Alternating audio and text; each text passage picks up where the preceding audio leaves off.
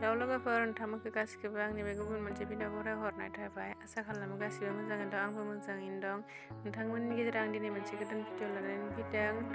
बे भिडिअआनो जाहैबाय आं दा मोना पुखुरियाव थांगासिनो दं। आं गोबावथार जाबायमोन ना भिडिअ लाबोयो, ओमफ्राय दिनै आं मोना पुखुरियाव फैबाय नालाय लामानिफ्रायनो लाबाय आरो फट'नो गोसोखांनानै। आंथ' भिडिअ होथाराखै, दिनै मिर' होननानै भिडिअ लाबाय आरो दा जों दा मोनहैसिगोन, बारा गोजान गैला।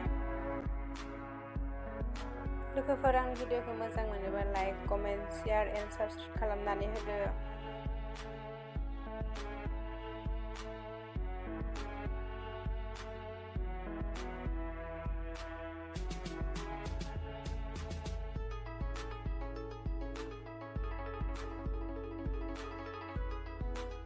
फैयै फैनानै लामायाव जि मोजां सासे गथ' नुदोंमोन, आं बामनो लुगैलायदोंमोन।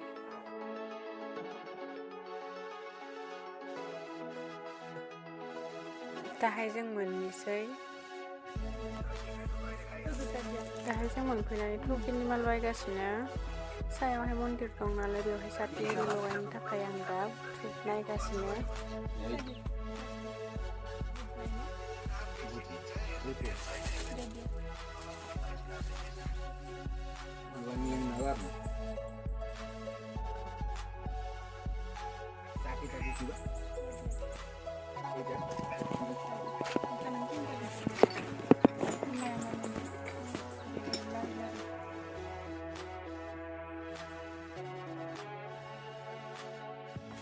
लानो गोनांखिनिखौ लाखांबाय, दाहाय जों थांबाय थादो भिडिअखौहाय।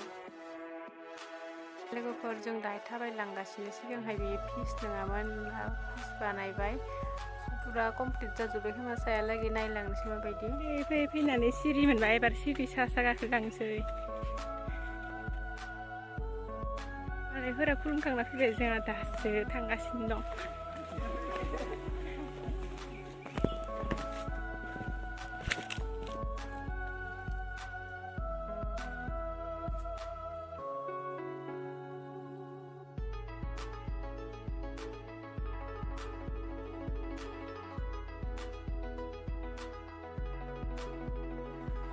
थाबायनो हाला, मेंगुजोब्बाय। हा खारनो मोनबासो।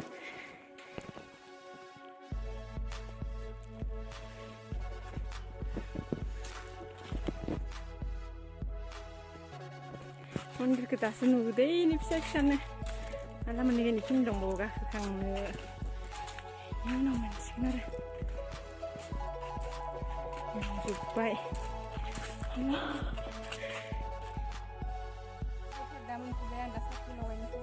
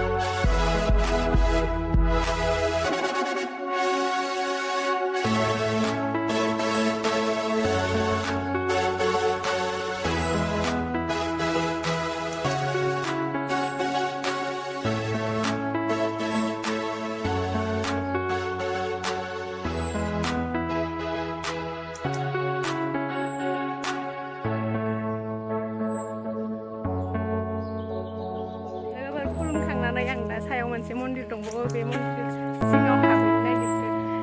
आं मोनाखै, आं मन्दिर सिङाव थांफादो। जों होननाया आं नै सिङाव हाबलांनांगौ, एबार सिङाव हाबहैनायनि साथि लगायनोसै आं। आंनि फैनाया एबारजों खननै जाबाय, खिन्थु सिंथारालागै हाबहैफेराखै। दिनै हाबहैना नायगोन आं सिंथाराव मा दं। फार्स्ट मन्दिर बियो। मोनसे खुलुमजायो आरो हाबानो सिङावबो दंबावो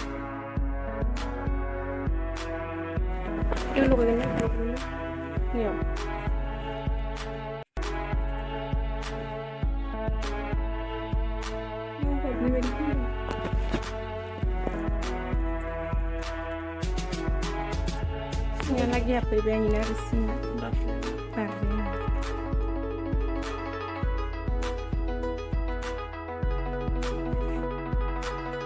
itu pina saat harabu moनसे मन्दिर दङ किन्तु मन्दिरा ओंखाराखै दासो बानायबाय दङ दानि बानायगासिनो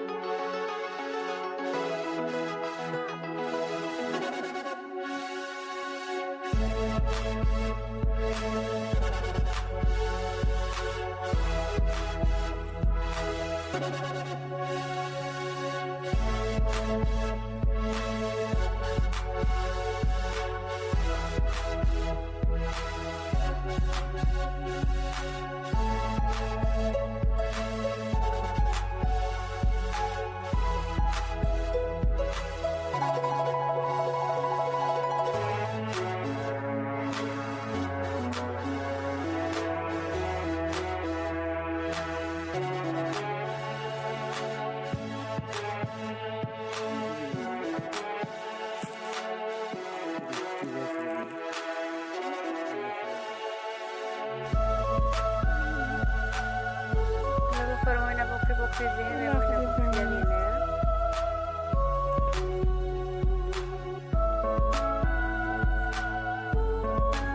दा जों खुलुमखांनानै फैबाय बिसोरो मालाय दासो थांगासिनो थाबायनो हाया जासिगोन जों दहाय फार्स्ट टाइम गाखोलांनायाव बिदिनो जादोंमोन एबार फैनायाव इजि मोनबाय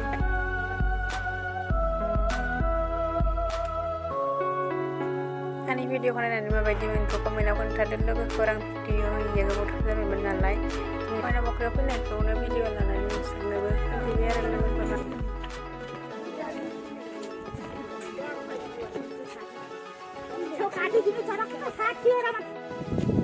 थेंक इउ लोगोफोर आंनि भिडिअखौ जोबजासिम नायनायनि थाखाय